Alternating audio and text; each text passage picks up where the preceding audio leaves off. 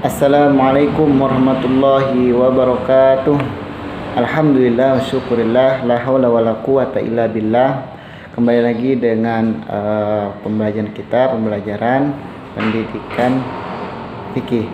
Nah, pada kesempatan hari ini kita akan melanjutkan pembahasan tentang ibadah umroh.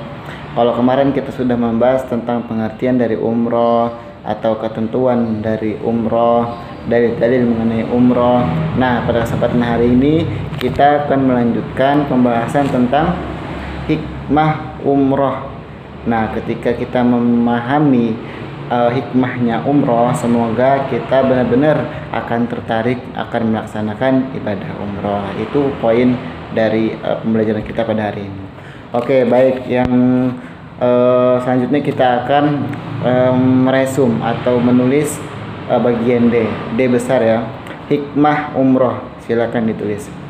Saya akan bacakan nih hikmah umroh di dalam buku Pendidikan Fikih halaman 82. Hikmah yang dapat diraih dalam melaksanakan ibadah umroh ini adalah, adapun hikmah yang dapat diraih dalam melaksanakan ibadah umroh, salah satunya yang pertama adalah ridhonya Allah Subhanahu wa taala dan ampunannya yang pasti. Jadi kita benar-benar mengharapkan ridhonya Allah dan ampunannya Allah. Beberapa hikmah yang terkandung di dalam ibadah umroh antara lain, yang pertama, ini bisa dicatat. Yang pertama, disiplin terhadap waktu. Ini sangat perlu. Maksudnya kenapa kita dalam melaksanakan ibadah umroh, kenapa kita disiplin? Nah, disiplinnya yaitu adalah dalam ibadah ini kita dianjurkan untuk senantiasa tepat waktu dalam mengerjakan sholat lima waktu. Nah, artinya ketika kita diwajibkan untuk sholat 5 waktu, kita ini dianjurkan untuk tepat waktu. Nah, jadi ini terdapat nilai kedisiplinannya. Yang kedua, meningkatkan kesabaran. Kok meningkatkan kesabaran? Kenapa? Karena ketika kita melaksanakan tawaf, kita melihat begitu banyak orang yang Islam. Ketika kita melaksanakan tawaf, kita melihat begitu banyak orang yang ingin mencium Hajar Aswad. Nah, jadi ketika kita mengelilingi Ka'bah itu, kan itu banyak orangnya. Nah, itu tuh saling desak-desakan pokoknya. Hajar Aswad kan satu, sedangkan orang itu ribuan mungkin. Nah, itu banyak tuh. Jadi itu kita benar-benar harus meningkatkan kesabaran kalau pengen mencium Hajar Aswad itu. Berdoa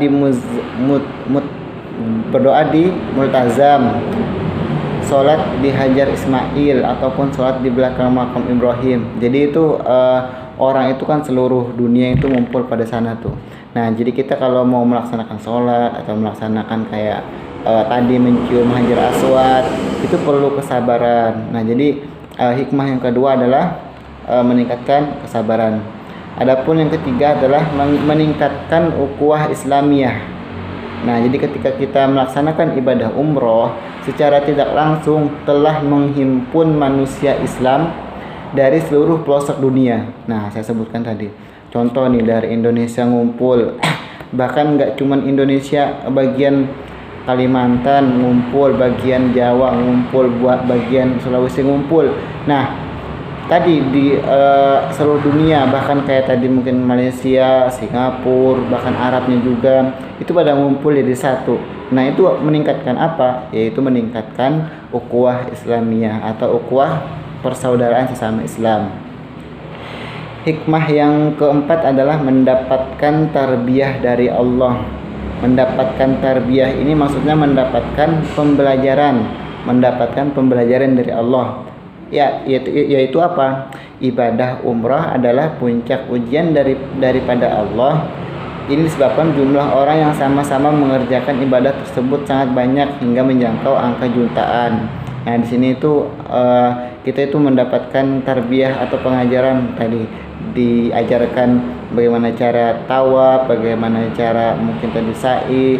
Nah, bagaimana itu dapat pengajaran kita di sana tuh. Nah, itu adalah hikmah yang keempat. Adapun hikmah yang kelima, membersihkan dari dosa. Nah, ini tentu ya semua orang pasti ketika semua orang itu pasti punya dosa. Nah, membersihkannya kayak gimana? Salah satunya dengan ibadah umroh.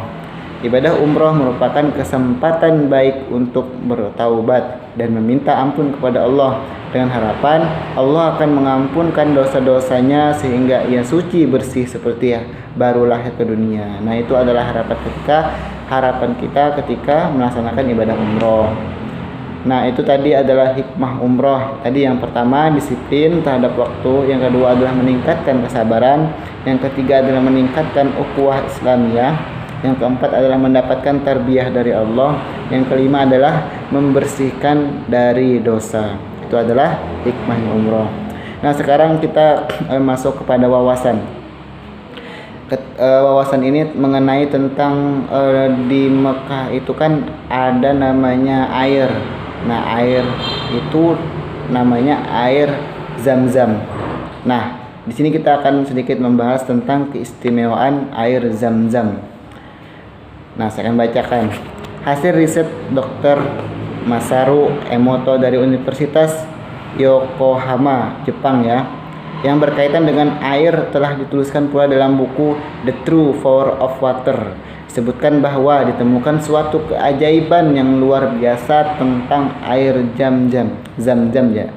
Jadi air Zam-Zam ini mempunyai perbedaan antara air-air yang lainnya. Yang pertama, kandungan airnya berbeda dengan sumur-sumur yang ada di sekitar Mekah. Nah, walaupun sesama di Mekah, air Zam-Zam ini kadarnya itu beda dengan air-air yang ada di sekitar Mekah. Jadi benar-benar beda. Yang kedua, susunan molekul air Zam-Zam berstruktur sangat indah, teratur, cantik, bak berlian yang berkilau. Nah, jadi seperti berlian-berlian yang berkilau-kilau gitu. Dan memancarkan lebih dari 12 warna jika dibekukan. Nah, itu artinya ada perbedaan antara sumur yang lain dengan sumur Zam-Zam. Yang ketiga, rangkaian bentuk heksagonalnya sangat indah, cemerlang, berkilau dan penuh warna ketika dibacakan ayat yang mulia. Nah, jadi apalagi kalau dibacakan ayat-ayat suci Al-Quran, itu akan molekulnya itu akan berbeda. Yang keempat, kadar kalsium dan garam magnesiumnya lebih tinggi dibandingkan sumur lainnya, berkhasiat untuk menghilangkan rasa haus dan efek penyembuhan. Nah, jadi selain menghilangkan haus, juga ada efek penyembuhannya atau pengobatannya. Yang kelima, air Zam-Zam juga mengandung zat fluoride. Apa itu ya? Nanti kita bisa dicari tahu. Yang berkhasiat memusnahkan kuman-kuman yang terdapat dalam kandungan airnya. Oh, jadi air ini mempunyai kandungan zat yang dimana zat itu dapat menghilangkan kuman-kuman yang ada di air itu. Nah, yang keenam, tak ada sedikit pun lumut di sumur ini. Air Zam-Zam selalu bebas dari kontaminasi kuman.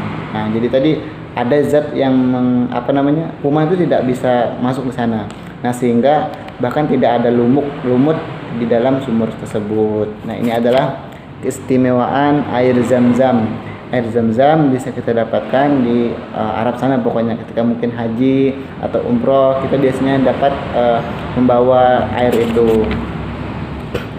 Yang ketujuh, sumur Zam-Zam tidak pernah kering, bahkan debit airnya akan selalu bertambah setiap kali diambil airnya. Nah, dari zaman siapa tuh? Ismail ya, sampai sekarang itu air Zam-Zam tidak pernah kering. Bahkan coba dibayangkan ketika orang ke Mekah pasti itu membawa air Zam-Zam.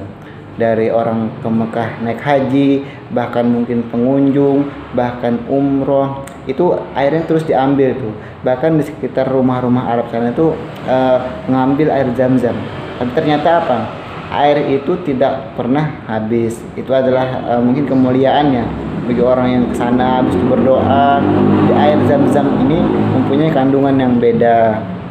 Hasil penelitian tersebut di atas membuktikan bahwa Allah Subhanahu wa taala segala-galanya Maha Perkasa, yang air Zam-Zam yang luar biasa. Nah, kembali lagi ini adalah atas keizinannya Allah Subhanahu wa taala. Baik, mungkin itu untuk penjelasan pada hari ini mengenai tentang hikmah dan keistimewaan air Zam-Zam. Saya tutup. Wabillahi taufiq wal hidayah wa ridha wal inayah fastabiqul khairat. Wassalamualaikum warahmatullahi wabarakatuh.